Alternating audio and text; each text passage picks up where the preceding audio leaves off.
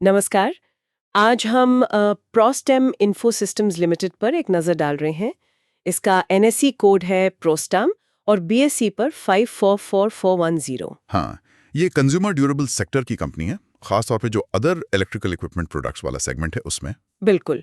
तो हमारे पास ना इससे जुड़े कुछ फाइनेंशियल आंकड़े हैं, कुछ जानकारी है और मकसद ये है कि इन स्रोतों से जो ज़रूरी बातें हैं वो निकालें। और इसमें एक पहेली सी दिख रही है ना। हाँ वही तो।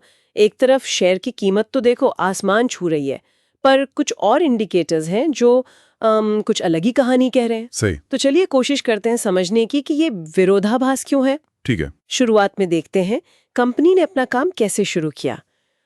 तीसरे पक्ष के विक्रेताओं से बैटरी और यूपीएस लेकर उनकी बिक्री, सप्लाई, इंस्टॉलेशन इसी पर फोकस था। हाँ, मतलब ट्रेडिंग जैसा ही काम था शुरू में। फिर 2021 से इन्होंने कुछ बदलाव किया, ऐसा सूत्रों में लिखा है।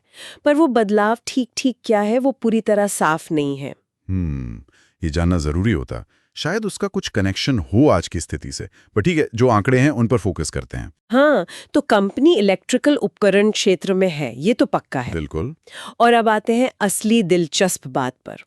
आज मतलब 8 जुलाई 2025 को शेयर की कीमत है 164 रुपये और 6 पैसे। और इसमें उछाल देखो, 8 रुपए 11 पैसे का, यानी करीब 5.5%। जबरदस्त बढ़त है। और सिर्फ इतना ही नहीं, इसने आज अपना नया 52 हफ्ते का हाई भी बनाया है। अच्छा। हाँ, और वॉल्यूम एनएसई और बीएसई मिलाकर कुल 4.7 मिलियन शेयरों का कारोबार हुआ है आज। 4.7 मिलियन, ये तो बहुत ज्यादा वॉल्यूम है। मतलब बाजार में काफी दिलचस्पी है इस शेयर को लेकर। लग तो यही रहा है। लेकिन हाँ, यहीं पर कहानी थोड़ी उलझती है। जब हम ट्रेंड लाइन स्कोर देखते हैं, ड्यूरेबिलिटी यानी स्थायित्व स्कोर, उसके लिए कंपनी योग्य नहीं है, नॉट एलिजिबल, योग्य नहीं। इसका क्या मतलब हुआ? स्रोत ने कारण बताया। नहीं, कारण नहीं बताया, पर अक्सर ऐसा तब होता है जब कंपनी का शायद फाइनेंशियल ट्रैक रिकॉर्ड बहुत लंबा ना हो या कोई जरूरी जानकारी गायब हो। मतलब निवेशकों के लिए एक तरह का अननोन फैक्टर है ये। ओके, ये तो ध्यान देने वाली बात है।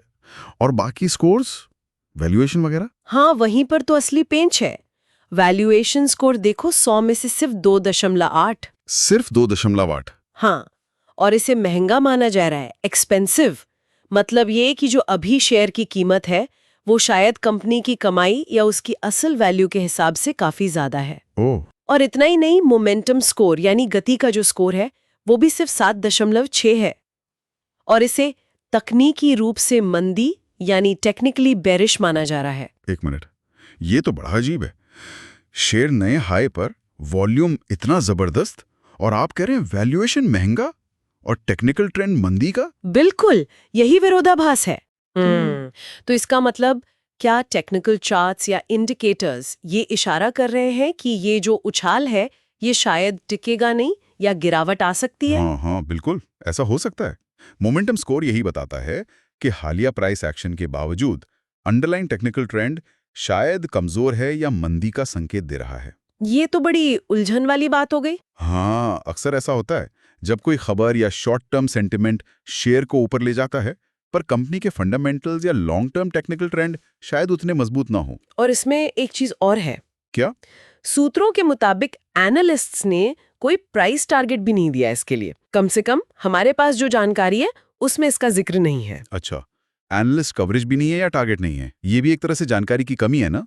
हाँ, स्रोत में एक स्वॉट विश्लेषण का भी जिक्र है, पर वो बस नाम के लिए है, डिटेल्स नहीं दी। ठीक है।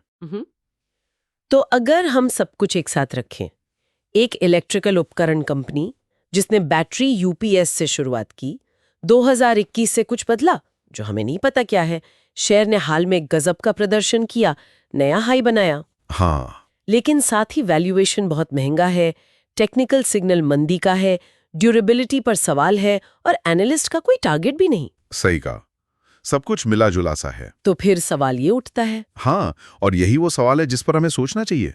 ये जो इतना बड़ा फर्क है, एक तरफ ये जबरदस्त प्राइस रैली, नया 52 वीक हाई, और दूसरी तरफ ये महंगा valuation, technically bearish momentum, not eligible durability, ये क्यों है? क्या कोई ऐसी अंदर की बात है, कोई ऐसा फैक्टर शायद वो 2021 वाला बदलाव जिसके बारे में पूरी जानकारी नहीं है, जो इस ऊपर ऊपर दिखने वाली तस्वीर में नहीं दिख रहा, पर इस फर्क को समझा सके। हाँ, ये सोचने वाली बात है। मतलब सिर्फ सतह पर जो दिख रहा है उस पर न जाएं बल्कि गहराई में देखें। बिल्कुल, ये हमें मजबूर करता है कि हम सिर्फ हेडलाइंस या ऊपरी आंकड़ों पर ना रुकें, बल्कि और गहराई से विश्लेषण करने की जरूरत को समझें।